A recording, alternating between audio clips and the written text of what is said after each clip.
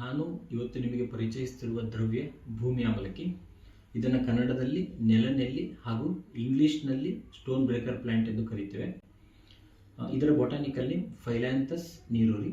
ಇದು ಒಂದು ಚಿಕ್ಕ ಸಸ್ಯವಾಗಿದ್ದು ನಮಗೆ ತುಂಬ ಕಾಣಸಿಗುವಂತಹ ಸಸ್ಯ ಕೂಡ ಹೌದು. ಅದರ ಜೊತೆಗೆ ಇದನ್ನು ನಾವು ಮನೆಯಲ್ಲೂ ಕೂಡ ಬೆಳೆಯಬಹುದು. ಈ ಸಸ್ಯವು ಚಿಕ್ಕ ಚಿಕ್ಕ ಎಲೆಗಳನ್ನು ಹೊಂದಿದ್ದು ಆ ಎಲೆಯ ಕೆಳಭಾಗದಲ್ಲಿ ಆಮಲಕ್ಕಿ ಅಂದರೆ ಕಾಡು ನೆಲ್ಲಿಕಾಯಿ ಥರದ ಚಿಕ್ಕ ಚಿಕ್ಕ ಫಲಗಳಿರುತ್ತವೆ.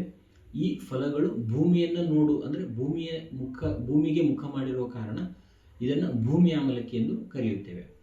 ಮತ್ತು ಈ ಸಸ್ಯವು ಆರೋಗ್ಯಕ್ಕೆ ತುಂಬ ಉಪಯುಕ್ತವಾಗಿದ್ದು ಇದನ್ನು fever, liver disorders, autoimmune diseases, diabetes ಮತ್ತು ಕ್ಯಾನ್ಸರ್ನಂತಹ ಮುಂತಾದ ರೋಗಗಳ ಚಿಕಿತ್ಸೆಗೆ ಇದನ್ನು ಬಳಸ್ತಾ ಇದ್ದೇವೆ. ಇದರ ಬಗ್ಗೆ ರಿಸರ್ಚ್ ಕೂಡ ಆಗಿದೆ.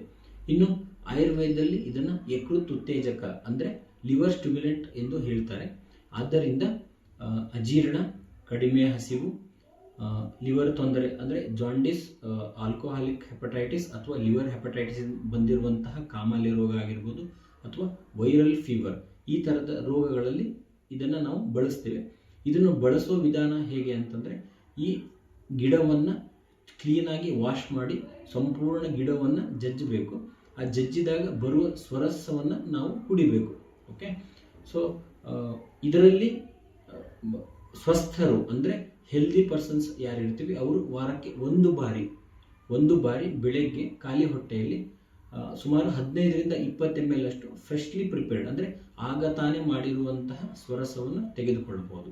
ಇನ್ನು ವ್ಯಾಧಿ ಅವಸ್ಥೆ ಅಂತ ಬಂದರೆ ಈ ಕಂಡೀಷನ್ಗೆ ನೀವು ವೈದ್ಯರ ಸಲಹೆಯನ್ನು ಪಡೆಯುವಂಥದ್ದು ತುಂಬ ಅತ್ಯವಶ್ಯಕ.